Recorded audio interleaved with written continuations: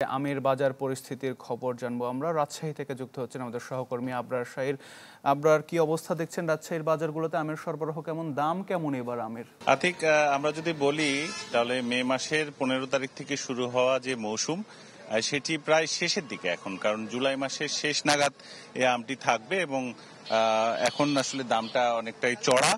কারণ প্রথম দিকে যেই ল্যাংড়া তারপরে গোপালভোগ যে আমগুলো ছিল সেই আমগুলো প্রায় শেষের দিকে। এখন যে আমটা বাজারে পাওয়া যাচ্ছে মূলত ফজলি আম থেকে শুরু করে বাড়ি ফোর, তারপরে সবচেয়ে পপুলার যে আমটি রয়েছে আম্রপালি, এছাড়া ল্যাংড়ারও প্রায় শেষের দিকে রয়েছে এবং বিভিন্ন জাতের আম কিন্তু এখানে রয়েছে।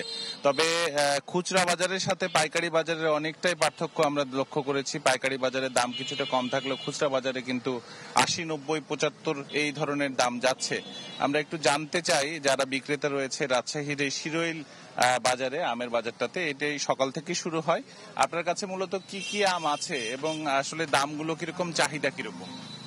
আমরুপালি ধরেন যে এটা আছে, এটা 2000 বিক্রি, এটা হলো 2400 টাকা বিক্রি মন মন মন।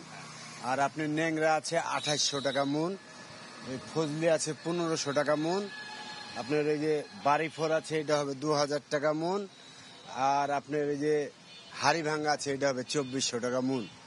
কিন্তু পাইকারি বাজারের দামটা কিছুটা কম থাকে। খুচরা বাজারে আপনি বলছেন যে 2400 থেকে 4000-এর মধ্যে। ঢাকার বাজারে যখন এই আমটা যায় তখন আসলে দামটা কি ডবল হয়ে যায় কিনা? ঢাকার বাজারে স্যার কথা হলো কি, ঢাকার বাজারে কাঁচা আম চলে না, পাকা আম চলে।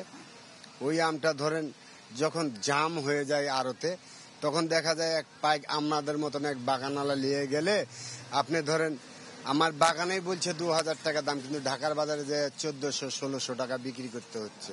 এই জন্য কিছুটা দামটা বৃদ্ধি পায়। অনেক ধন্যবাদ আপনাকে।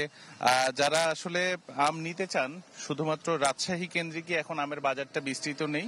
এটি নওগাঁ, সাপাহার এবং চাঁপাইনবাবগঞ্জের দিক থেকে যে বাজারটি সেটিও কিন্তু এখন ঢাকামুখী চলে গেছে। তো মোটামুটি এই ছিল আমার কাছে সকালবেলা আমের বাজারের খবরাখবর।